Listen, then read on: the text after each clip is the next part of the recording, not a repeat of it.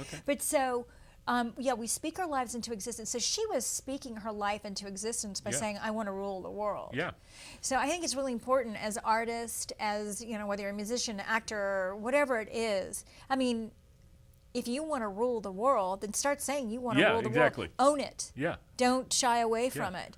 You know, it's like the power of attraction. You gotta, exactly. You can't, it's not gonna come to you by just kind of sitting in your room and kind of hoping. You gotta want get out there. You gotta want it, and you gotta say you want it, and you gotta go for it. Yeah, I work with a lot of artists. I work with actually some amazing painters, and I think this is important for them to hear and to see and to know that they want to be world-renowned artists, not just get their work hung up in certain galleries or in certain things. I just think this is a very important. And so over the years, you've seen these different artists that really became amazingly successful. I mean, did they have that same thing going on? Yeah. Talk about that for a minute. I don't think anybody who is incredibly successful, it doesn't happen out of luck. I mean, you can have a hit song out of luck. Totally.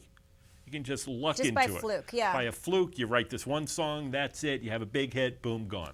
But the people who have been consistent, let's talk about people. Staying power. Staying power. The Rolling Stones, the Beatles, David Bowie, Madonna, you know, I was going to say Guns N' Roses, well, Flash on Axl Rose. You know, these bands, it's not luck. I mean, they have legitimate talent and a drive, a big drive to be successful. Right. Okay? Yes. Mick Jagger, Keith Richards, they wanted to be the biggest rock band in the world. U2, Bono and The Edge and the other two guys wanted to be the biggest rock band in the world. And they would say that? Yeah. Would they say that? I don't know if they would say that out loud, but to themselves, I know they did. That was their, whole thing. Yeah, they wanted to be the biggest rock band in the world. And there's nothing wrong with saying, because there's a lot of people out there who think, you know, as an artist, there are some people who think, oh, you know, I just want to get my art, you know, be a part, just be an artist and be well, you have to be light and airy and fairy. You do have to, you know, you have to want to be the biggest artist in the world, but you have to also know that it's like a dying passion of yours, that you have to do it anyway. If you don't become the biggest artist in the world, it doesn't matter because you are getting your art out there. Right. And you are able to express yourself and go out and tour and do all that stuff. That has to be part of it. But if you're going to be successful, you got to have that drive. Right. You have to. Right. And I think I do think it's really important to have the drive and really see yourself as big as, I mean, obviously Madonna, I mean, I wonder if she saw herself being as big as she is. Yeah. She did? She wanted to rule the world. Yeah. I mean, she really meant it. Yeah. I mean, would she talk about it with you, or would she say anything? She just acted. She just took it on. Yeah, she just took it on. Wow. Yeah. So tell me some experiences. What was it like with her, and was she easy to be with and to do? She was easy with me. Right. You know, I mean, she was very driven, and some people really turned off by her attitude. What was her attitude? I mean, did she knew what she wanted? Just like you know what's a hit. She knew what she wanted, and, you know, some people would rub her the wrong way, and she wouldn't be nice. She'd rub back. Yeah. And, you know, that's cool. Yeah, you know? It's great. Yeah, it's I had no problem with it. Absolutely not. Yeah.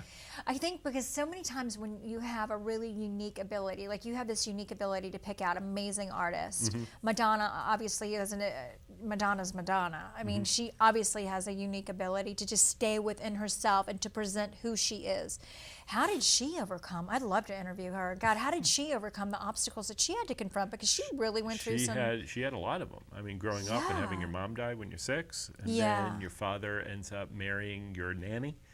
You know, I did not know that. Yeah, it was pretty wacky. Yeah. You know, and being the eldest daughter of, she wasn't the eldest child. I think she has 2 older brothers, but the eldest girl of like 6 or 7 kids. Right. So she took on the mother role when she was like 6 or 7. Right. Yeah. She's amazing. Yeah.